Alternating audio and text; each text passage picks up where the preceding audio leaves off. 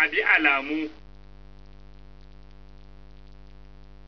a hau wannan matakala. Yaya za a zo gini ɗaya kawai daga nan, da nan, a bene na farko, a bene na biyu, a wannan benen, daura da banki,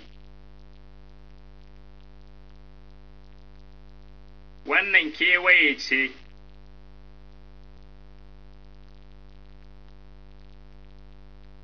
wannan titin hannu ɗaya ne. Ya kamata ka hau matakala.